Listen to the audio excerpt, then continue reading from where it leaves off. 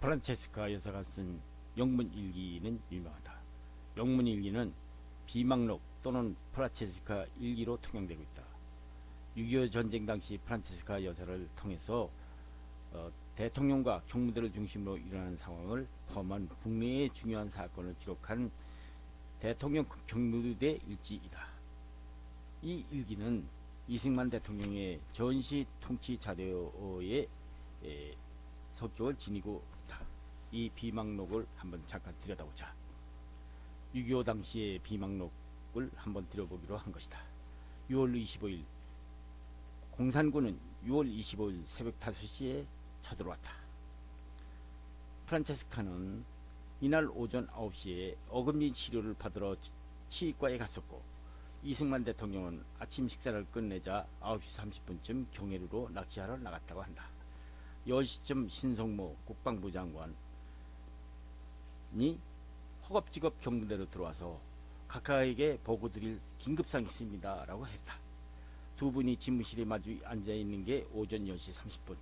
이 자리에서 신성모 국방부 장관은 개성이 오전 9시에, 그러니까 프란체스카가 치과로 떠나던 그 시간에 이미 함락되었고, 탱크를 앞세운 공산군은 춘천 근교에까지 도착했다고 보고했다.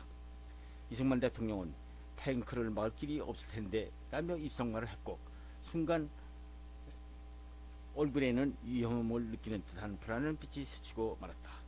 시내에는 군 대통령과 이 프란체스카는 우리 군인들을 아이들이라고 불렀다. 영어로 our boys라고 불렀는데, 그 군인을 태운 트럭이 북쪽을 향해서 계속 달리고 있었고, 시민들은 영문도 모른 채 이제 38선이 깨진 모양이니 이 땅도 되찾겠지라며 이들에게 격려와 박수를 보내고 있었던 것이다. 경무대 안 분위기도 사태의 심각성을 모르는 것 같았다. 그 자식들 장난치면 다 그만두겠지 라는 식으로 생각하고 있었던 것이다. 신성모 국방부 장관도 대통령에게 걱정하실 것 없습니다 라는 말을 되풀이했다. 그러나 경찰 정보는 상황이 심각하고 위급하다는 것이었다. 이승만 대통령은 고재봉 비서관을 불러서 정보 보고를 확인했다. 고 비서관의 보고 역시 예상 밖으로 인민군들의 힘이 강해 위험하다라는 것이었다. 이승만 대통령은 참을 잊은 채 자정을 넘겼다. 침통한 모습에 프란체스카는 그때까지 한마디도 말을 건넬 수가 없었다. 26일 새벽 3시 대통령이 도쿄의 메가더 사령관에게 전화를 걸었다. 전속 부관이 전화를 받는다. 그는 그 시간에 장군을 깨울 수 없다면서 나중에 걸라고 대답했다. 이승만 대통령은 이 소리를 듣고 벌컥 화를 내면서 한국에 있는 미국 시민 한 사람씩 죽어가는데 장군은 잠만 자십시오 하고 고함쳤다. 프란체스카는 너무 놀라 수화기를 가로막았다. 대통령은 마미, 우리 국민이 맨손으로 죽어가고 있는데 사령관을 안 깨운다니 말이 되는 소리요? 하고 몸을 부르르 떨었다. 상대편도 미국 국민이 한 사람씩 죽을 것이라는 말에 정신이 바짝 들었는지 각하 잠깐 기다리십시오 하더니 메가더 사령관을 깨우겠다고 했다. 평소에 대통령은 메가더 장군을 소령 시절부터 잘 알고 있었다고 말한다. 이름은 기억할 기억이 없었지만 메가더 장군의 장인이 한국무호연맹의 고참 멤버로서 대통령의 독립운동 시절부터 도움을 주었다는 것이다. 메가더 사령관이 전화를 바꾸자 대통령은 오늘 이 사태가 벌어진 것은 누구의 책임이라고 생각하십니까? 미국에게서 좀 더 관심과 성의를 가졌더라면 이런 사태까지는 이르지 않았을 것 아닙니까? 우리가 여러 차례 경고하지 않았습니까? 하면서 무섭게 항의하였다. 사령관은 바로 도쿄 국동부 사령부 무기담당 히키 장군에게 명해서 무스탕 전투기 10대, 105mm 곡사포 36문, 155mm 곡사포 36문, 그리고 바추카포를 긴급 지원하겠다고 약속을 했다. 이승만 대통령은 조종사 10명을 보내서 단기 훈련을 받고 나서 무스탕을 몰고 오겠다며 전화를 끊었다. 메가더 사령관의 통화가 끝난자 워싱턴의 장면 대사를 즉각 불렀다. 이승만 대통령은 장대사 트루만 대통령을 즉시 만나 내 말을 전하시오. 인민군들이 우리 문전에 와 있다고. 미 의회가 승인하고 트루만 대통령이 결제한 1천만 달러의 무기 지원은 어떻게 된 것이오? 대통령의 목소리는 흥분으로 부르륵 떨고 있었다. 군부 지도자들은 2, 3일 안에 원조가 오면은 서울을 지킬 수 있다고 대통령에게 보고했다는 것이다. 아이 젠장, 비행기가 없으니 탱크를 막을 수가 있나? 이승만 대통령은 안절부절 못하고 뒷짐을 진 채 방안을 왔다 갔다 맴돌았다. 오후 2시가 되자 이승만 대통령은 직접 육군본부와 치안국장실로 달려갔다.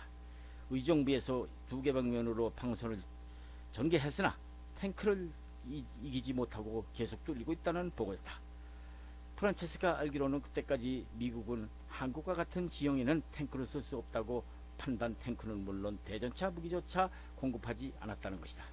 정말 안타까운 일이었다. 대통령의 전황보고를 받고 경무대로 돌아올 때 서울 상공에서는 인민군들의 야크기가 뱅글뱅글 맴돌고 있었다. 프란체스카는 처음 보는 적의 비행기를 보고 깜짝 놀랐다. 적기가 뜰 때마다 대통령이나 프란체스카는 방공으로 들어가야 했고 서울 시민의 얼굴에는 공포의 그림자가 뒤덮이기 시작했던 것이다. 숨막힐 듯한 긴장과 긴박감 속에서 하루가 지나갔다. 대통령이나 프란체스카가 자정을 넘겨서 막잠자리에 눈을 붙였을 때 비서의 다급한 노크 소리가 들려왔다. 머리맡의 시계는 27일 새벽 2시를 가리키고 있었다. 신성모 국방부 장관이었다. 불길한 예감이 내리를 스쳤다. 이어 서울시장 이기봉 씨와 조병옥 씨가 뛰어들어왔다.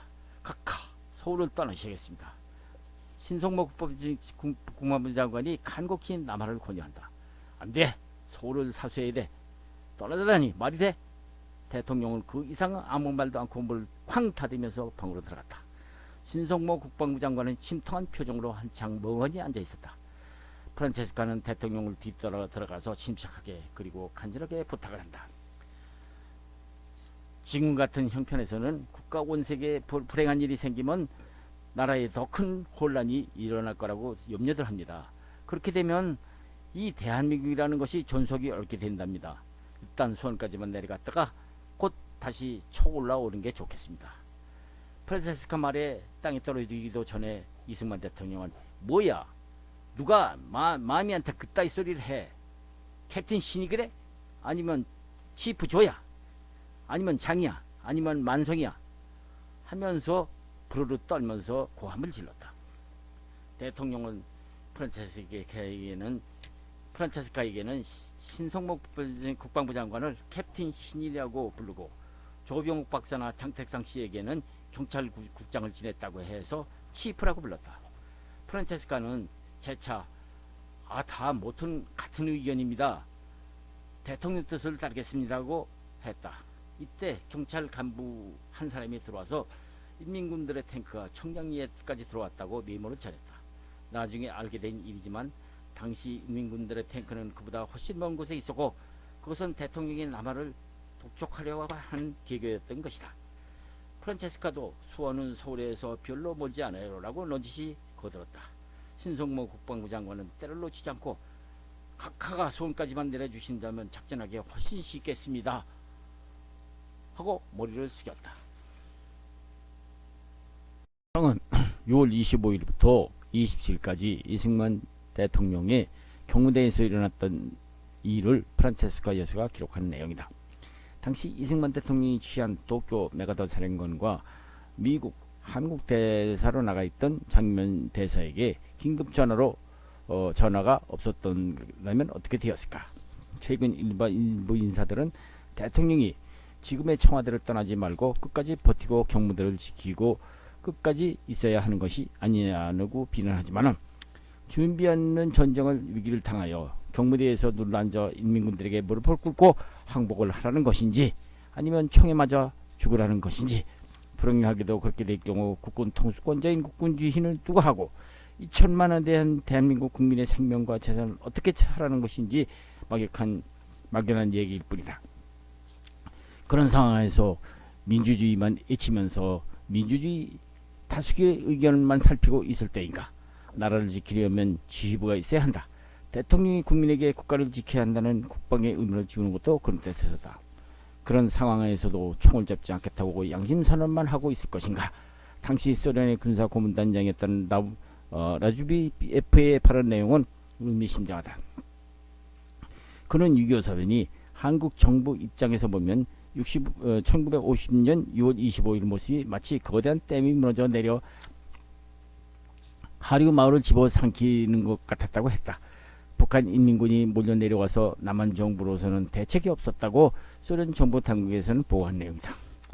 터져 나온 댐을 수습하려면 우선 지휘부가 건재해야 하므로 지휘부가 쏟아져 내리는 물을 피해야 할 뿐이다. 준비 없었던 전쟁, 그것은 당시 대한민국의 현실이었다. 이런 상황에서 준비 없는 전쟁을 어찌 하겠는가? 전체 국민이 준비 못한 것을 후회한들 그때 가서 어찌 할 것인가? 한간에서는 당시 대통령이 자기 혼자만 살려고 소극적으로 몰래 떠났다고 비난하지만 과연 그랬을까?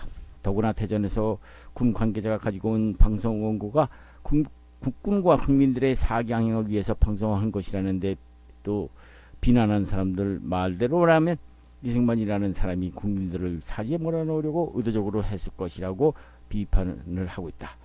비판은 자유이지만 사실은 그렇지 않다는 사실이다. 이승만 대통령이 자기 혼자만 살려고 비신했다 하지만 과연 그랬을까?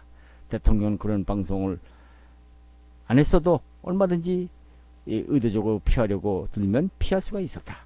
그는 대전 대구로 갔다가 다시 대전으로 기차를 돌리라고 명했고 신속히 메가더 사령관과 주 미 대사에게 알렸으며 프란체스카 증언에서도 나왔듯이 이승만 대통령은 처음 경무대 사수를 주장했고 대전에서도 다시 서울로 가겠다고 하다가 참모들이 이미 서울이 적수중에 들어갔다고 하자 차를 돌려서 대전 임시 수도를 정했던 것이다.